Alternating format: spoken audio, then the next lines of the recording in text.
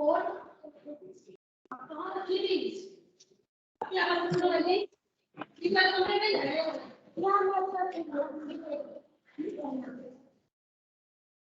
اللہ الرحمن الرحیم نحمدہ ونصلی ونسلم علی رسولہ الکریم اما بعد۔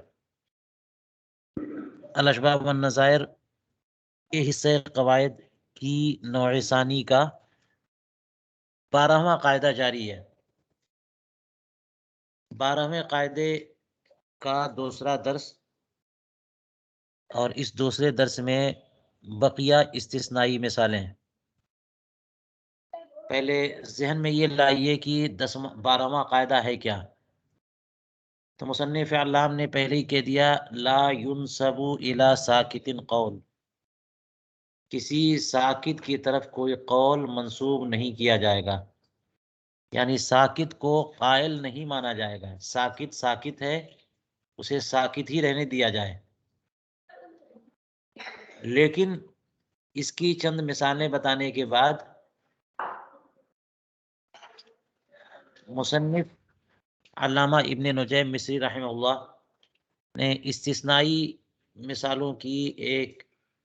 لمبی قطار کھڑی کر دی، اور ہر جزیہ تمہید کا تقاضا کرتا ہے، اور بقدر کفایت ہم گفتگو کرنا مناسب سمجھتے ہیں۔ تو چلیے دیکھتے ہیں، کل کے درس میں استثناء کی 10 مثالیں ہو گئی تھی، آج 11ویں مثال سے درس شروع کرتے ہیں۔ یہ مثالیں استثناء کی ہیں، یعنی وہ مسائل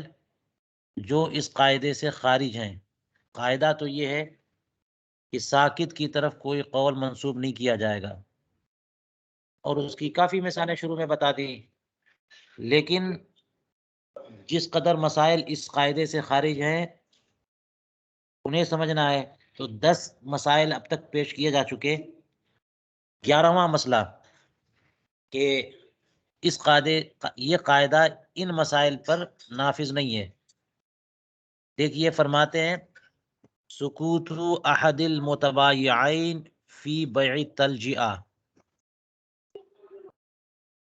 حین قال صاحبہ قد بدا لی ان اجعلہ بیعا صحیحا۔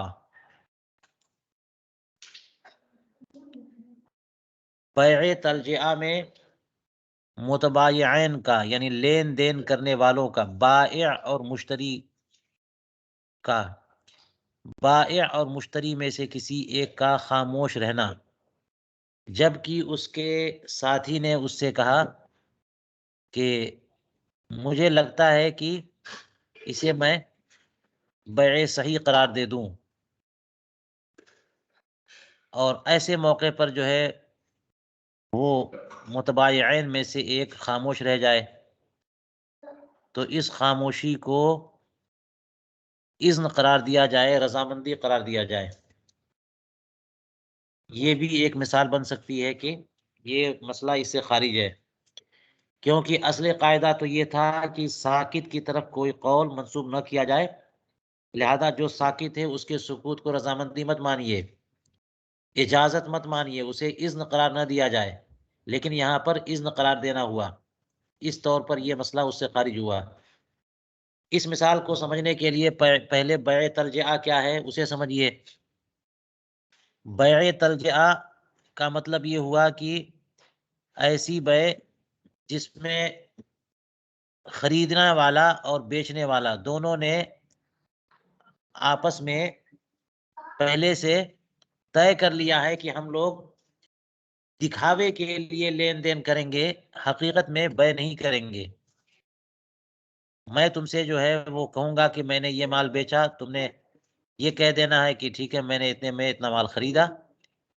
لگے گا لوگوں کو کہ ہم لین دین کر رہے ہیں، بیع و شراء کر رہے ہیں، تم پیسے دے دینا میں مال دے دوں گا۔ یہ سب جو ہے ظاہر ہوگا کہ ہم نے خرید و فروخت کر لی، لیکن ہم پہلے سے طے کر چکے ہیں کہ یہ خرید و فروخت نہیں ہے بلکہ ایک بہانہ ہے اور ایک دکھاوا ہے۔ تو ریاءً و سمعتاً جو بیع کی جاتی ہے بطور ہزل، اسی کو بیع تلجیہ کہتے ہیں، اس میں رضامندی نہیں ہوتی۔ اور اس کا سینس کیا بنتا ہے، وجہ کیا ہے کیوں لوگ بیع تلجیہ کریں گے؟ اس طور پر کبھی ضرورت، اسی لیے تو بیع تلجیہ کہتے ہیں کہ لوگوں نے، حالات نے اسے مجبور کر دیا کہ بیع تلجیہ کی بندہ پناہ لے۔ بیع تلجیہ کو بیع تلجیہ اسی لیے کہیں گے، وہ بیع نہیں ہے بلکہ اس طرح سے ایک دکھاوے کا معاملہ کرنا کہ اس کی پناہ لینا ہے۔ مثال کے طور پر جو ہے وہ آپ کے سامان کے پیچھے کوئی پڑا ہوا ہے کہ مجھے بیچ دو، مجھے بیچ دو، یا دے دو، یا گفٹ کر دو، یا عاریت مانگنا چاہتا ہے کہ بطور عاریت مجھے دے دو، مجھے کچھ ضرورت ہے۔ آپ ایسے بندے کو عاریت کے طور پر نہیں دینا چاہتے، کیونکہ عاریت کے طور پہ دیں گے تو مال وہ گم کر دے گا، اور گم کر دے گا تو پھر تاوان آپ کو ملے گا نہیں، ثابت کرنا مشکل ہوگا کہ اس نے ہلاک کیا ہے۔ تو ایسی صورت میں اس درد سر سے چھٹکارے کے لیے آپ چاہتے ہیں کہ میں اس مال کو دکھاوے کے طور پر بیع کر دوں، زید کو بیچ دوں، تو وہ سامنے والا جو مجھ سے بار بار حاصل کرنا چاہتا ہے وہ سمجھے گا کہ یہ مال میں نے بیچ دیا ہے، اب یہ میرا ہے نہیں، تو پھر وہ زید سے ہمت نہیں ہوگی اس کو مانگنے کی۔ ایک مثال میں نے دی ہے، ایک مثال دی ہے، حالانکہ بیچنا مقصد نہیں ہے، بیچا نہیں ہے، اس کو اپنی ملکیت میں رکھنا ہے، لیکن جو اس کے پیچھے لگا ہوا ہے کہ یہ مال مجھے دے دو دے دو، اس کے اس تعاقب سے اور پیچھا چھڑانے کے مقصد سے یہ بیع تلجیہ کر رہا ہے۔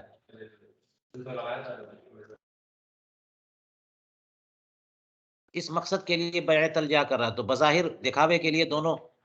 پہلے تو بات کر لی تھی کہ ہم کوئی لین دین بیع شرا کچھ بھی نہیں کر رہے، میں اپنا مال، یہ میرا مال ہے، میں تم کو بیچ نہیں رہا ہوں اور نہ تم خرید رہے ہو، لیکن اتنی مدد کر دو کہ وہ دو چار لوگ جو ہے نا میرے پیچھے پڑے ہوئے، ان کے سامنے ہم لوگ جو ہے وہ پیپر پہ سائن کر دیتے ہیں ایگریمنٹ کا، یا لین دین کر لیتے ہیں، تم لے کے چلے جانا، میں پیسے دے دینا، میں مال تم کو دے دوں گا، تم پیسے دے دینا وغیرہ۔ اور یہ خاموشی سے یہ معاملہ طے ہوا، اور پھر سب کے سامنے جو ہے یہ معاملہ ہو گیا، ایجاب و قبول ہو گیا، اور تسلیم بدلین بھی ہو گیا۔ یہ ہے بیع تلجیہ۔ بیع تلجیہ بیع نافذ نہیں ہے، یہ بیع صحیح نہیں قرار دی جائے گی۔ وجہ یہ ہے کہ بیع کہتے ہیں مبادلۃ المال بالمال بالتراضی کو، رضامندی سے مال کا لین دین کرنا۔ یہاں رضامندی کہاں ہے؟ یہاں تو پہلے سے طے ہے کہ نہیں، ہمیں بیچنا ہی نہیں ہے، ہمیں خرید و فروخت کرنا ہی نہیں ہے۔ تو بیع تلجیہ میں چونکہ بیع کی رضامندی نہیں ہوتی، اس لیے یہ بیع صحیح نہیں ہے۔ لیکن اب آگے مسئلہ سنیے، جو مسئلہ یہ بتا رہے ہیں وہ یہ کہ بیع تلجیہ میں، بیع تلجیہ تو ہو گئی ایک دکھاوے کی بیع جو حقیقت میں بیع نہیں ہے، اب اس کے بعد خریدار نے بیچنے والے سے کہا کہ چلو بیع تلجیہ کر رہے تھے، تمہارا کام تو ہو گیا، اب واقعتاً مجھے یہ چیز خریدنی ہے، یہ چیز جب میرے پاس آئی ہے تو یہ چیز مجھے پسند آ گئی، میں واقعتاً یہ چیز خریدنا چاہتا ہوں، پیسہ تو تم کو دے ہی چکا ہوں، وہ پیسے تم رکھ لو اور یہ مال میں رکھ لیتا ہوں۔ اگر یہ اس کا صاحب، یعنی بیچنے، سکوت و احد المتباعین کا، دونوں میں سے ایک خاموش رہ جائے جبکہ دوسرا اس سے کہے کہ کیوں نہیں ہم اس کو صحیح قرار دے دیتے، مجھے لگتا ہے کہ ہم اس کو صحیح بیع نافذ مان لیتے ہیں، اسے بیع نافذ قرار دے دیتے ہیں، تو اب دوسرا بندہ اگر خاموش رہے گا تو یہ خاموشی اذن ہے، یہ خاموشی رضامندی ہے، اور یہ بیع تلجیہ بیع صحیح ہو جائے گی۔ یہاں دیکھ لیجئے کہ قاعدے سے یہ معاملہ مسئلہ خارج ہے۔ قاعدہ تو یہ تھا کہ ساکت کی طرف کوئی قول منسوب نہیں کیا جائے گا، یہاں تو بندہ ساکت ہے اور اس کی طرف سے رضامندی جو ہے مانی جا رہی ہے سکوت کو۔ چلیے 12واں مسئلہ، الثانیۃ عشر سکوت المالک القدیم حین قسمت مالہ حین قسمت مالہ بین الغانمین رضن، فرمایا کہ مالک قدیم کا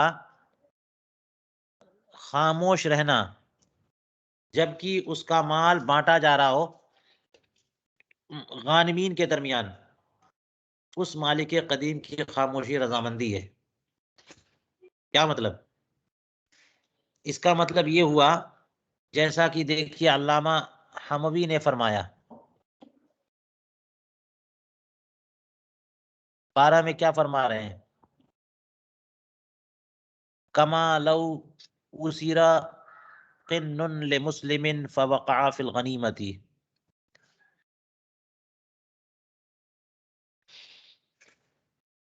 وقسمہ، یہاں پر واو ہونی چاہیے، ومولاہ حاضر، جیسے کہ مسلمان کا ایک غلام خالص اسیر ہو گیا، قید کر لیا گیا، اور وہ غلام مسلمان کا مال غنیمت میں پڑ گیا، کسی نے بیچ دیا یا کسی طور پر وہ، یا دشمنوں نے اسے اسیر کر لیا، اور پھر مسلمان فوجیوں نے، مجاہدین نے اسے چھین لیا، تو مال غنیمت میں وہ غلام بھی آ گیا۔ اور اب مال غنیمت جب تقسیم کیا جا رہا ہے تو جتنے بھی مجاہدین ہیں سب کو مال ملے گا، تو وہ غلام بھی کسی کے حصے میں آیا۔ اور جب تقسیم کیا جا رہا تھا اور اس غلام کو بھی بانٹا جا رہا، کسی کے حوالے کیا جا رہا ہے، اس وقت مولا حاضر ہے، وہ دیکھ رہا ہے اور خاموش ہے۔ تو مالک قدیم کی خاموشی، یہ مسئلہ ہے، مالک قدیم کی خاموشی، جبکہ اس مالک قدیم کا مال غنیمت والوں میں، جن کو مال غنیمت دینا ہے ان میں بانٹا جا رہا ہے، ایسے وقت میں مالک قدیم خاموش رہے تو یہ اس کی رضامندی ہے۔ اس مسئلے کو سمجھنے کے لیے آپ کو رجوع کرنا پڑے گا کتاب السیر کی طرف، اور امام ابو یوسف کی، امام محمد کی کئی کتابیں اس سلسلے میں ہیں کہ جنگ اور جہاد کے جو قوانین ہیں اس میں مال غنیمت آئے تو کن کو بانٹا جائے، کیا طریقہ کار ہو، کیا تفصیلات ہیں، ان میں یہ تفصیل جاننی ضروری ہوگی کہ مالک قدیم کا مال مال غنیمت میں پڑ گیا، اب وہ واپس یعنی دارالحرب میں جا کر کے پھر دارالاسلام میں آیا، تو دارالحرب میں جانے کے بعد تو یہ ہے مسئلہ کہ مالک کا حق ختم ہو جاتا ہے۔ یہاں مسئلہ یہ لگتا ہے کہ وہ دارالحرب میں بھی گیا نہیں، غلام جو ہے دارالحرب نہیں لے جایا گیا۔ آپ کو پتا ہے کہ قرآن کریم نے بھی جو ہے اسے یہ قرار دیا ہے کہ اگر کوئی بندہ، کوئی مسلمان دارالحرب میں اپنی پراپرٹی چھوڑ کے آ گیا اور کفار نے اس پر استیلا کر لیا، قبضہ کر لیا، تو مسلمان کی ملکیت ختم ہو جاتی ہے۔ قرآن کریم نے فرمایا للفقراء المہاجرین، فقراء مہاجرین کے بارے میں فرمایا، جو فقراء مہاجرین کو جب فقراء قرار دیا، یہ ان لوگوں کے بارے میں جو مکہ مکرمہ سے ہجرت کر کے مدینہ منورہ آ گئے تھے، ان کی جائیداد، ان کی زمینیں، ان کے گھر مکانات، باغ، سب چیزیں وہاں تھیں، لیکن اس پر کفار قریش نے قبضہ کر لیا تھا۔ اب جب فتح مکہ کے بعد وہ سارے علاقے اپنے قبضے میں آئے، تو کیا وہ پرانے مالک کو واپس جائے گا یا کیا ہوگا؟ انہی سب مسائل کی بنیاد پر تو یہ اختلاف ہے کہ مکہ مکرمہ صلحاً فتح ہوا ہے یا عنوتاً فتح ہوا ہے، مالک قدیم کی پراپرٹی باقی رہے گی یا اب تمام مسلمانوں کا حق ہو گیا، اس میں کیا ہوگا؟ تو ہم اس تفصیل میں نہیں جا رہے ہیں، لیکن چونکہ قرآن کریم نے ایسے مہاجرین کو فقیر کے لفظ سے یاد کیا ہے، جو وہ پراپرٹی ان کی اپنی ملکیت میں مانی جائے تو وہ فقیر نہیں ہو سکتے، مگر فقیر قرار دیا، اس کا مطلب وہ مال ان کی ملکیت سے نکل گیا۔ تو یہ مسئلہ ہو گیا دارالحرب کا، اور آپ نے مسائل پڑھے ہوئے ہیں، ہمارا مال اگر دارالحرب چلا جاتا ہے تو ختم، ملکیت ختم۔ لیکن یہ جو مسئلہ مجھے لگتا ہے اس کی تحقیق کرنی چاہیے، مجھے لگتا ہے کہ یہ معاملہ یہ ہے کہ مالک قدیم یعنی زید کا غلام ہے، وہ حربیوں نے حملہ کیا دارالاسلام پر اور محاذ پہ جنگ ہو رہی ہے، اور یہ غلام ہمارا انہوں نے کیپچر کر لیا، لیکن کیپچر کر کے اپنے پاس رکھا، ابھی وہ دارالحرب نہیں لے گئے، اور اسی دوران مسلمانوں نے وہ غلام چھین لیا، تو وہ غلام اب مال غنیمت ہے کہ نہیں ہے؟ مال غنیمت ہوا، لیکن چونکہ ابھی دارالاسلام سے دارالحرب میں نہیں گیا، تو اس لیے لگتا یہ ہے کہ ابھی کچھ حق اس مالک قدیم کا باقی ہے۔ اس لیے غانمین کے درمیان، یعنی جب مسلمان مجاہدین نے اسے واپس چھڑا لیا اور اب اسے مال غنیمت کی حیثیت سے تقسیم کیا جا رہا ہے مجاہدین کے درمیان، اور وہ مالک قدیم کھڑا دیکھ رہا ہے، وہ خاموش ہے، وہ نہیں بول رہا ہے کہ یہ میرا غلام ہے مجھے دے دو۔ اگر وہ بولتا تو اسے یہ غلام واپس دے دیا جاتا، لیکن وہ نہیں بول رہا، اس کا مطلب یہ کہ وہ راضی ہے۔ یہ مسئلہ تو اس پہ ذرا تحقیق کرنی چاہیے، ان مطولات کی طرف جن میں جنگ و صلح کے اور مال غنیمت کے تقسیم کی تفصیلات موجود ہیں۔ بہرحال کہنا یہ ہے کہ یہ بھی ایک مثال ہے کہ جسے علامہ ابن نجیم مصری رحمہ اللہ نے پیش کیا، کہ یہ مثال بھی اس قاعدے سے خارج ہے کہ ساکت کی طرف کوئی قول منسوب نہیں کیا جائے گا۔ یہاں پر ساکت کی طرف ایک بات منسوب کی گئی ہے کہ مالک قدیم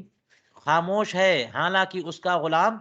غانمین کے درمیان تقسیم کیا جا رہا ہے، پھر بھی وہ خاموش ہے۔ اس سکوت کو رضامندی مانا جا رہا ہے، یہ رضامندی ہے۔ چلیے، یہ مثال بھی ہو گئی۔ 13ویں مثال، سکوت المشتری بالخیار حین رأى العبد یبیع و یشتری مسقط لخیارہ۔ سکوت المشتری بالخیار یعنی وہ شخص جس نے کوئی چیز خریدی ہے اختیار کے ساتھ، اور یہاں میں سمجھتا ہوں کہ المشتری کے بعد مفعول یہاں پر محذوف ہے، جو ہونا چاہیے عبدن، کسی نسخے میں ہو تو ہو، مجھے نہیں پتا، لیکن یہاں پر ہونا چاہیے عبدن، اور یہ جو ہے معہود ہے جس کی تفسیر آگے لفظ عبد کر رہا ہے۔ تو مشتری نے، کسی بندے نے ایک غلام کو، کسی شخص نے ایک غلام کو خریدا، اور اس پہ اس مشتری نے خیار شرط لے لی کہ مجھے 3 دن کا اختیار رہے گا، میں یہ غلام تم سے خریدتا ہوں، مجھے 3 دن کا اختیار ہے۔ اب خریدنے کے بعد اور اس غلام پر قبضہ کرنے کے بعد ابھی 3 دن کا اختیار تو ہے، اس نے دیکھا کہ یہ غلام خرید و فروخت کر رہا ہے اور یہ مشتری اس پر خاموش ہے، ساکت ہے، تو مشتری کا یہ سکوت اس کے اختیار شرط کو ساقط کرنے والا ہے۔ ترجمہ یہ ہوگا اس عبارت کا کہ خیار شرط کے ساتھ کوئی چیز خریدنے والا جب اس غلام کو دیکھے کہ وہ لین دین کر رہا ہے، بیع و شراء کر رہا ہے، اس وقت وہ خریدار خاموش رہا، تو اس سے اس کا خیار شرط ساقط ہو جائے گا۔ اس کی خاموشی اس کے خیار شرط کو ساقط کرنے والی ہے۔ جی، اس کی توضیح میں ذکر کر چکا، یعنی زید نے بکر سے غلام خریدا، اور زید جو خریدار ہے اس نے لے لیا اختیار شرط کہ میں یہ غلام خرید تو رہا ہوں، لیکن مجھے 3 دن اس کا اختیار ہوگا کہ اگر فیصلہ یہ ہوا کہ نہیں خریدنا تو واپس کر سکتا ہوں۔ اب یہ خیار شرط لے لیا تھا اس نے، دوسرے تیسرے دن اس نے دیکھا کہ جس غلام کو خریدا ہے وہ غلام جو ہے نا وہ مارکیٹ میں لین دین کر رہا ہے، خرید و فروخت تصرفات کر رہا ہے۔ اب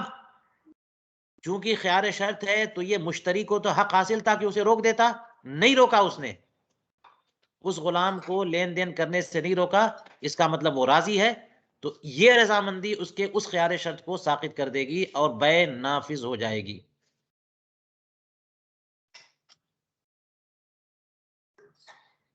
13ویں مثال استثناء کی مکمل ہوئی۔ چلیے 14ویں مثال۔ 14واں مسئلہ کیا ہے؟ سکوت البائع۔ یہاں پر اس نسخے میں ذمی لکھا ہوا ہے، یہ مجھے زائد لگتا ہے، سکوت البائع الذی لہ حق حبس المبیع.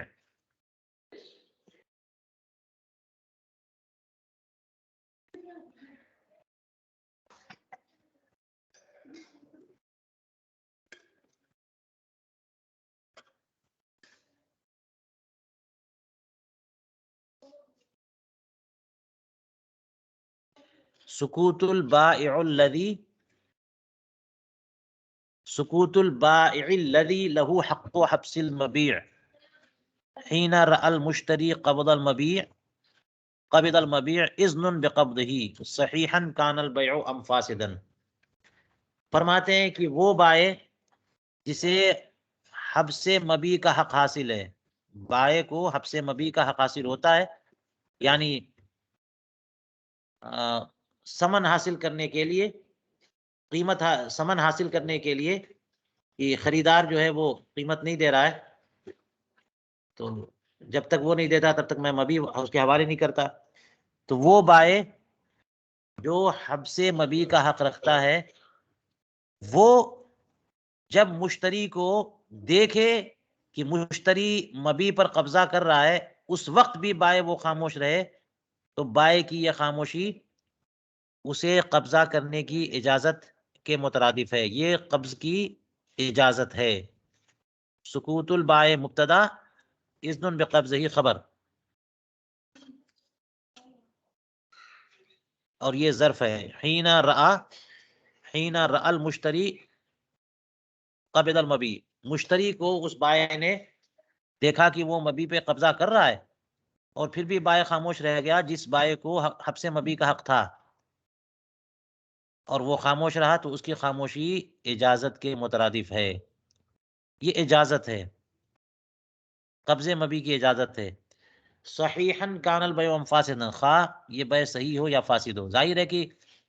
بیع صحیح میں قبضہ دینا ہوتا ہے بائع کو، کہ بائع قبضہ دے دے مبیع پر مشتری کو، اور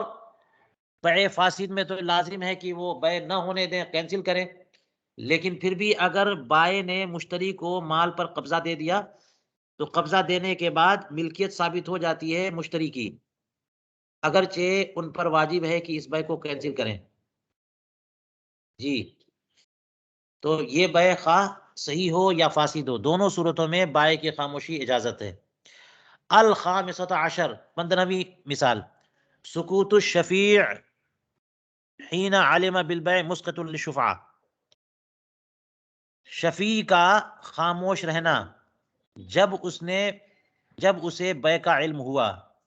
اس وقت خاموش رہا تو حق شفعہ کو ساقط کرنے والا ہے. یہ خاموشی حق شفعہ کو ساقط کرنے والی ہے، ساقط کر دے گی. دیکھیے، شفیع اس کو کہتے ہیں جسے حق ہے کہ مطالبہ شفعہ کرے. زید جو ہے وہ پڑوسی ہے بکر کا، اور بالکل متصل اس کے گھر ہے، اس کا گھر جو ہے، بکر کا گھر زید کے گھر سے متصل ہے. تو بکر اپنا مکان بیچ رہا ہے، زید کو حق شفعہ ہو گیا. جوار میں تو امام ابو حنیفہ کے نزدیک، امام شافعی کے نزدیک جوار میں حق شفعہ نہیں حاصل ہوتا، بلکہ شرکت میں وہ کہتے ہیں کہ حاصل ہوتا ہے. بہرحال، تو شریک یا پھر پڑوسی نے اپنے پڑوسی کو دیکھا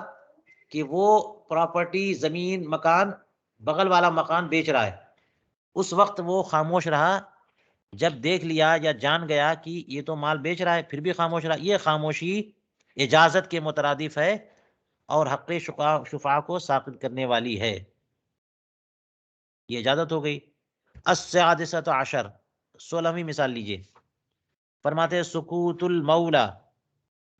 حین رأى عبدہ یبیع ویشتری اذن فی التجارہ. فرمایا کہ آقا نے اپنے غلام کو دیکھا کہ وہ خرید و فروخت کر رہا ہے، اس وقت اگر آقا خاموش رہ گیا تو یہ غلام کو تجارت کی اجازت دینے کے مترادف ہے. یہ خاموشی اذن ہے.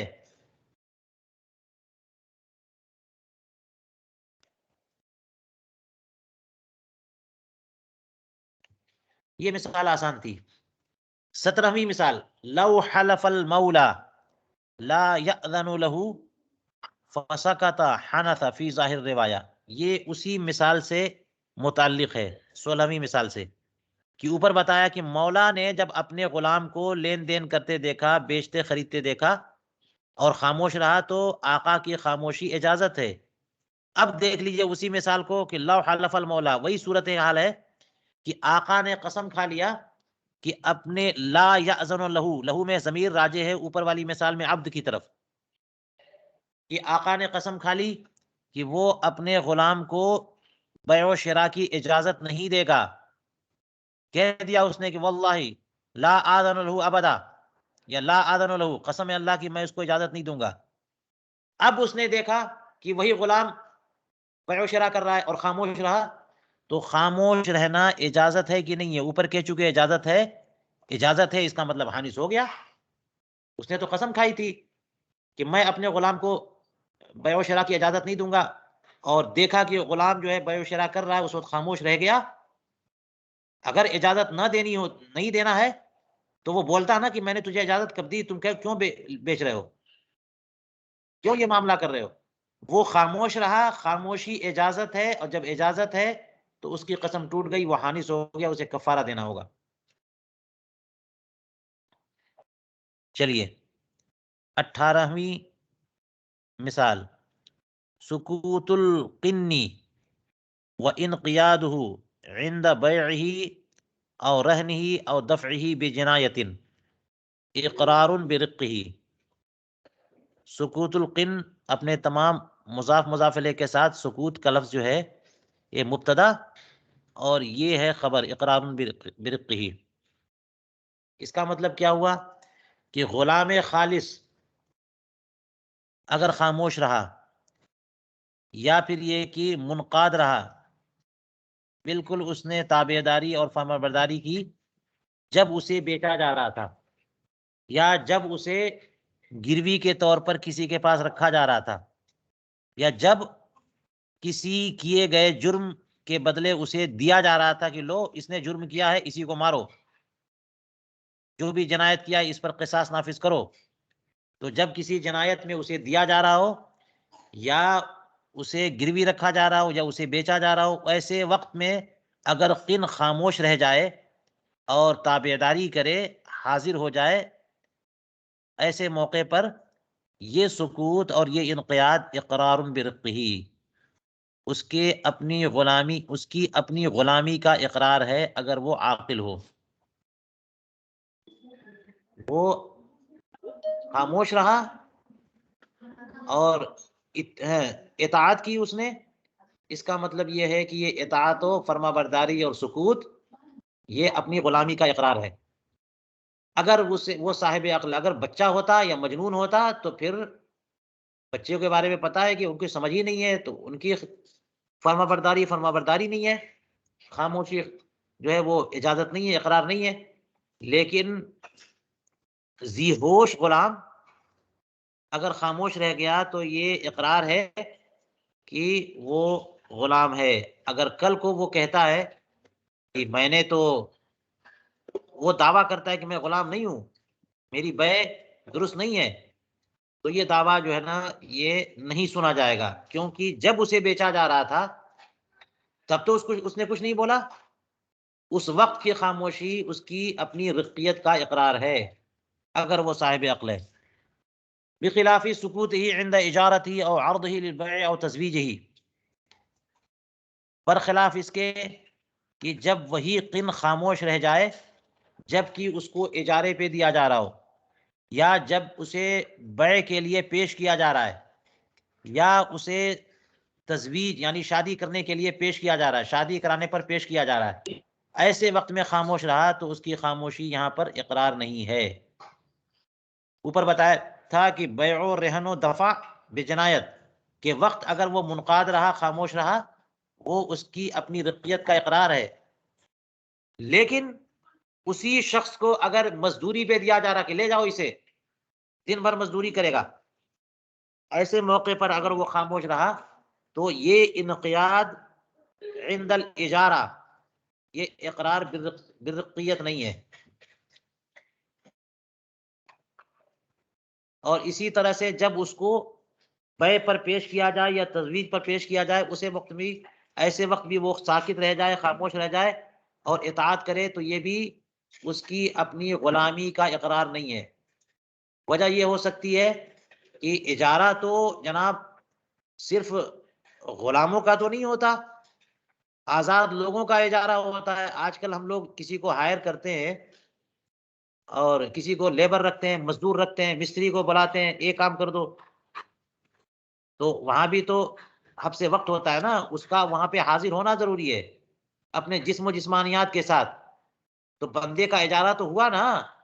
لیبر ورک میں سب کیا ہوتا ہے؟ بندے کا اجارہ ہوتا ہے، تو کیا اس کے لیے غلامی ضروری ہے؟ اس لیے جب اجارے پہ اسے دیا جا رہا تھا کہ یہ مزدوری کرے گا، اس وقت وہ اطاعت اس نے کی، انقیاد کیا اور خاموش رہا، کچھ نہیں بولا، تو یہ اس کی غلامی کا اقرار کیسے ہو جائے گا؟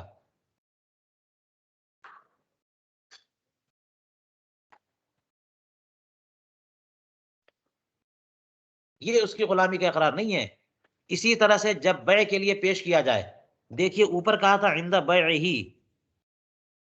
اور یہاں پہ کہہ رہے ہیں او عرضہ للبیع۔ اوپر کہا انہوں نے عند بیع، جب اسے بیچا جا رہا ہو اس وقت وہ خاموش رہا، تو یہ اقرار ہے کہ میں غلام ہوں۔ لیکن جب اس کو بیچنے کے لیے پیش کیا جا رہا ہو، دونوں میں شاید یہ فرق ہے کہ جب اسے بیچا جائے یعنی اس پر ایجاب و قبول ہونے لگ جائے، اس وقت وہ خاموش رہے، تو یہ رقیت کا اقرار ہے۔ لیکن ابھی ایجاب و قبول نہیں ہو رہا ہے، اسے کسی کو وکیل بنا دیا کہ لے جاؤ اسے بیچ دو، اسے بیچنے پہ پیش کرنا یہ مطلب ہے، لیکن ایجاب و قبول ابھی نہیں ہو رہا، منصوبہ ہے کہ اسے بیچا جائے گا، بات ہو رہی ہے بیچا جائے گا، لیکن ابھی ایجاب و قبول نہیں ہو رہا، اس وقت وہ خاموش ہے، تو اس کی خاموشی رقیت کا اقرار نہیں ہے، کیونکہ وہ ابھی انکار کا تو وقت ہوا نہیں۔ جب ایجاب و قبول ہونے لگے گا، وہ یہ ہو سکتا ہے وہ سوچ رہا ہو کہ جب ایجاب و قبول ہوگا اس وقت میں منع کر دوں گا، تو اس لیے عرض للبیع کے وقت بھی اس کی خاموشی اقرار نہیں ہے۔ اسی طرح سے تزویج ہی یعنی عرض ہو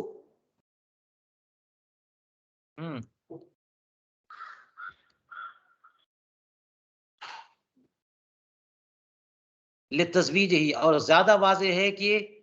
او تزویج ہی کا عطف جو ہے اجارت ہی پر ہے، تو عندہ وہاں پہ مقدر مانا جائے۔ اس کا مطلب یہ ہوا کہ جب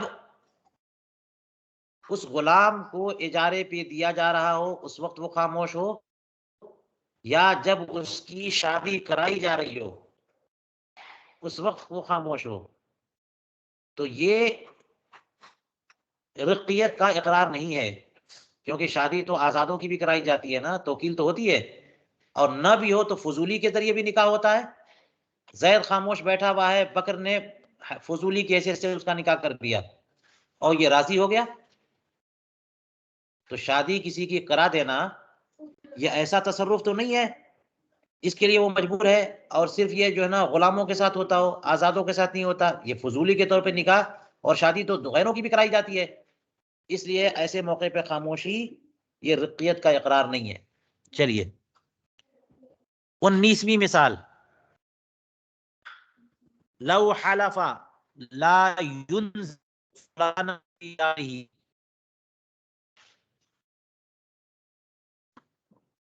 اس نے قسم کھائی، اگر اس نے قسم کھائی کہ فلاں شخص کو اپنے گھر میں نہیں اتارے گا،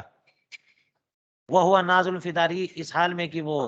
اسی گھر میں موجود تھا، وہ تو پہلے سے ہی اترا ہوا تھا وہاں پہ، فسکتا، ایسے موقع پہ خاموش رہا، حانسا، تو پھر حانسا تو وہ حانس ہو جائے گا، یعنی اگر اس نے قسم کھا لی کہ فلاں شخص کو، مثال کے طور پہ زید نے قسم کھا لی کہ بکر کو اپنے گھر میں مہمان کی حیثیت سے نہیں اتارے گا، اور بکر جو اس گھر میں موجود تھا یا وہ آ گیا، فسکتا، اس کے آتے وقت جو ہے نا یہ زید خاموش رہا، تو حانس ہو جائے گا، کیونکہ اس نے کہا تھا کہ میں اسے مہمان کی حیثیت سے نہیں آنے دوں گا، نہیں اتاروں گا، اور وہ آ گیا تو آبجیکشن کیوں نہیں کیا اس نے، خاموش رہا، یہ خاموشی رضامندی ہے، اس لیے وہ حانس ہو گیا، اس کی قسم ٹوٹ گئی۔ لا لو قال له اخرج منها فابى ان يخرج فسكت، وہ حانث نہیں ہوگا اگر اس نے اسی شخص کے بارے میں، اسی شخص کو جو گھر میں آ چکا ہے، اس سے آتے ہی کہا اس نے نکلو یہاں سے، اخرج منہا، اس گھر سے نکلو، تو وہ ایسا ڈھیٹ مہمان تھا کہ اس نے نکلنے سے انکار کر دیا، اور جب انکار کیا تو یہ جس نے قسم کھائی تھی وہ خاموش رہا۔ یہ خاموشی کیا اجازت ہے؟ نہیں، یہ اجازت نہیں ہے، کیونکہ اس نے قسم کھائی تھی کہ میں اترنے، میں اسے مہمان ہونے نہیں دوں گا، اور وہ زبردستی آ گیا، اس نے اسے نکالا، اس نے نکلنے سے منع کیا، اب منع کرنے پر خاموش رہا، تو یہ تو اضطرار اور مجبوری ہو گئی، یہ اجازت کہاں ہوئی؟ اس نے کہاں رہنے دیا؟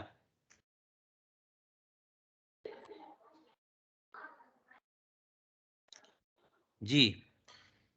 چلیے 19ویں مثال بھی ہو گئی۔ 20ویں مثال، سکوت الزوج عند ولادت المرأة وتہنئته اقرار به،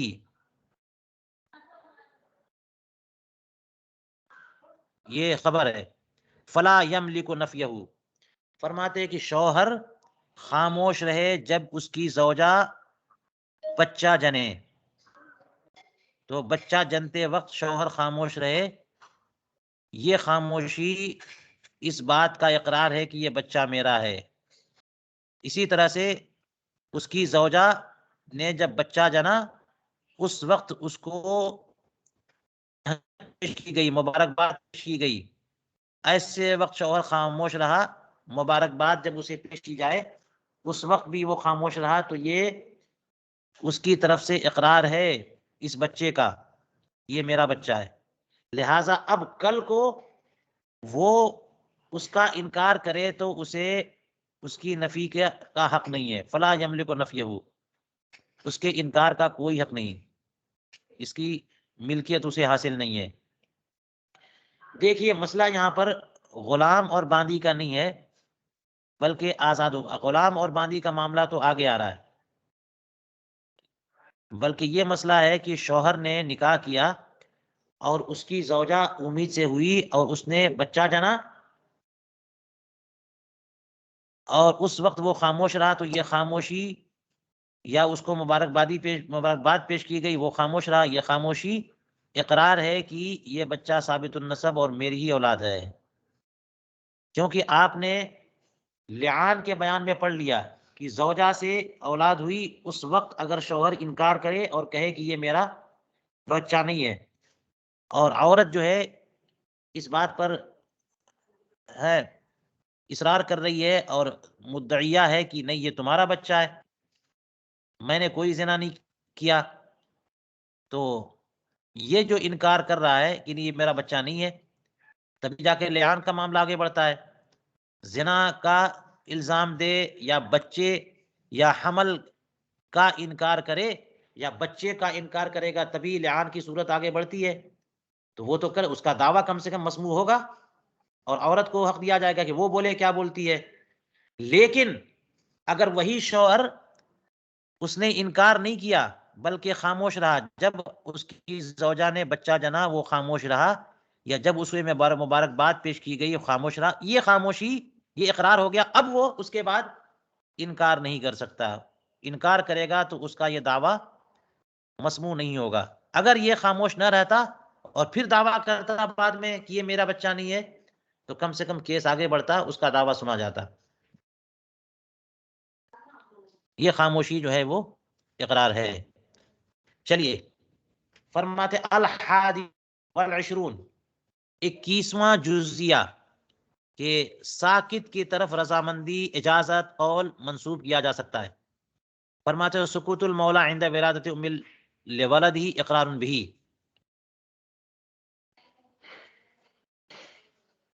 مولا خاموش رہ جائے جبکہ اس کی ام ولد بچہ جنے، تو یہ مولا کی خاموشی اس کے بچے کا اقرار ہے کہ یہ میری ہی اولاد ہے۔ جی یہاں پر یاد رکھیے گا یہ ام ولد کی بات ہے، یعنی آقا نے اپنی باندی سے اپنی اولاد پیدا کی، تو جب اولاد پیدا کرے گا ام ولد بن گئی وہ،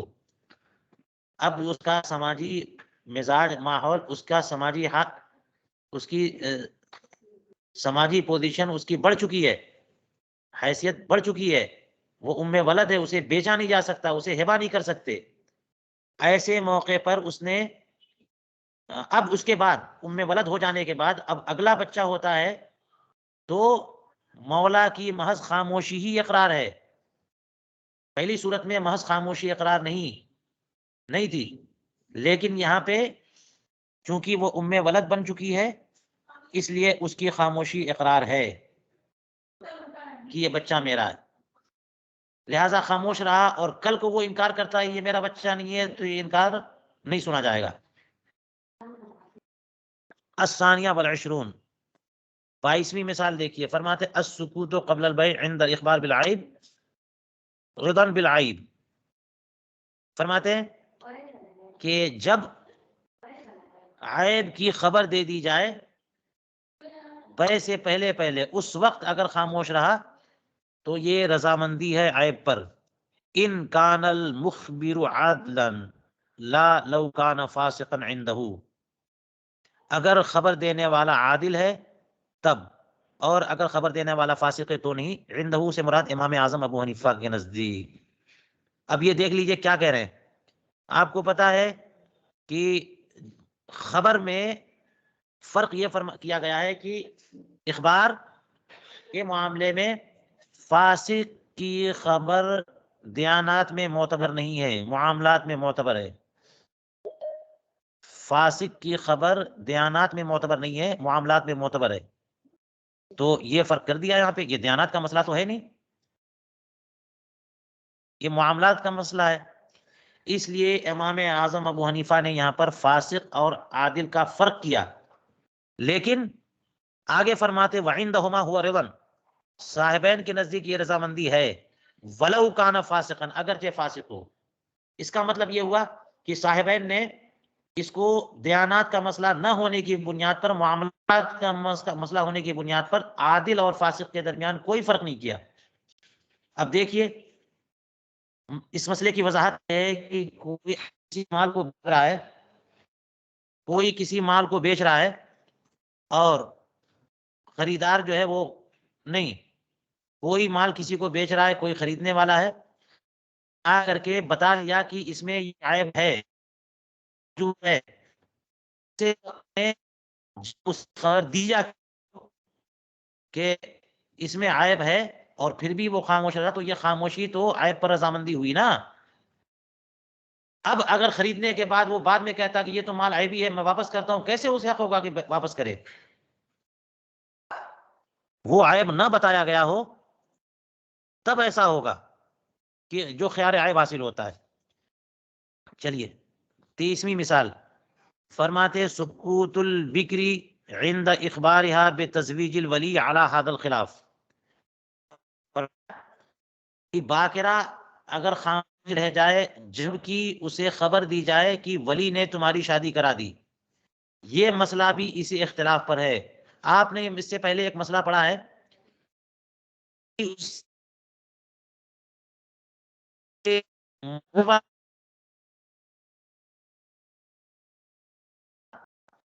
یہ خاموشی اجازت ہے، یہاں پہ کہہ رہے ہیں کہ یہ باقرہ کی جو خاموشی ہے یہ اجازت ابھی نہیں ہے بلکہ اسی اختلاف پر ہے۔ امام اعظم نے جو اوپر فرمایا اور صاحب نے جو اوپر فرمایا وہی اختلاف یہاں پر بھی ہے۔ فرق یہ ہے کہ وہاں پہلے جو مسئلہ تھا بتایا تھا کہ ولی نے باقرہ سے استعمار کیا، اس سے مشورہ کیا، اس پر خاموش رہی تو وہ اجازت ہے، لیکن یہاں پر بات ہو رہی کہ ولی نے شادی کرا دی، اس باقرہ کو خبر کر دیا کہ تمہاری شادی ولی نے کرا دی، ایسے موقع پر اگر خاموش رہتی ہے باقرہ تو یہ مسئلہ بھی اسی اختلاف پر متفرع ہے۔ چلیے الرابعہ والعشرون، 24واں مسئلہ، فرماتے ہیں سکوتہ عند بیع زوجتہ او قریبہ اقرار بانہ لیس لہ علی ما افتى به مشایخ سمرقند، فرماتے ہیں کہ اس کا خاموش رہنا اب یہ ہو ضمیر راجع کس کی طرف ہے وہی اس کا مرجع نظر نہیں آ رہا. اس کا مطلب یہ جو بھی مان لیجیے آپ مالک یا ایک شخص جو ہے وہ جب اس کی زوجہ، یہاں مراد لے لیجئے شوہر زوجہ کے مقابلے میں، قریب کے مقابلے میں قریب مراد لے لیجئے، ایک شخص جب اس کی زوجہ کوئی سامان بیچ رہی ہو اور بے کا مفعول ہے اقارن، زید کی زوجہ کوئی جائیداد غیر منقولہ بیچ رہی ہے یا اس کا کوئی قریبی جائیداد غیر منقولہ بیچ رہا ہے، ایسے موقع پر شوہر اگر خاموش رہتا ہے تو یہ خاموشی اقرار ہے کہ یہ پراپرٹی میری نہیں ہے. اقرار بانہ لیس لہ، یہ اقرار ہے اس بات کا یہ پراپرٹی اس کی نہیں ہے. یہ دیکھ لیا آپ نے، زوجہ بیچ رہی ہے اس کا مطلب یہ تھوڑی ہے کہ میرا مال بیچ رہی ہے، یا میرا رشتہ دار بیچ رہا ہے اس کا مطلب یہ نہیں ہے کہ میرا مال بیچ رہا ہے. وہ دیکھ رہا ہے پھر خاموش ہے، اس کا مطلب اقرار کر رہا ہے کہ یہ زمین میری نہیں ہے، یہ جائیداد میری نہیں ہے. جیسا کہ مشائخ سمرقند نے فتویٰ دیا خلافاً لمشائخ بخارا. اس میں اختلاف ہے مشائخ سمرقند اور مشائخ بخارا کا. فینظر المفتی فی، تو مفتی کو اس میں نظر سے کام لینی چاہیے.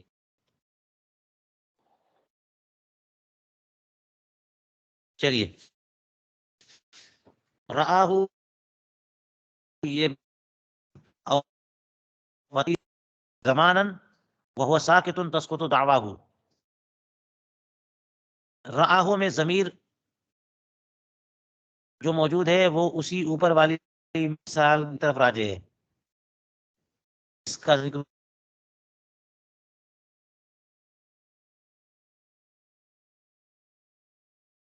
کیا ہے، زمین یا کوئی گھر بیچ رہا ہے اور پھر اس کے بعد مشتری جس نے خریدا اس نے ایک زمانے تک تصرف بھی کیا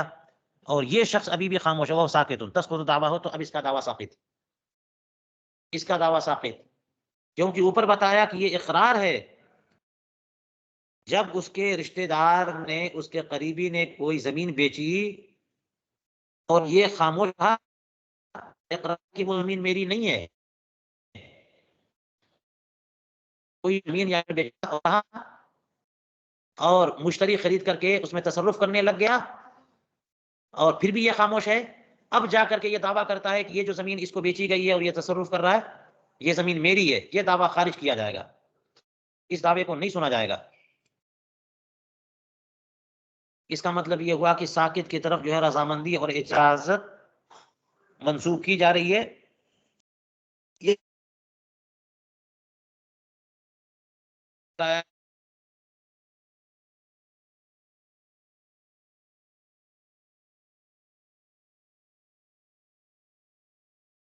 فائل کو مکمل کر لیا جائے گا.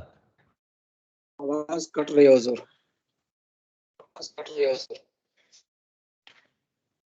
آواز کٹ رہی ہے.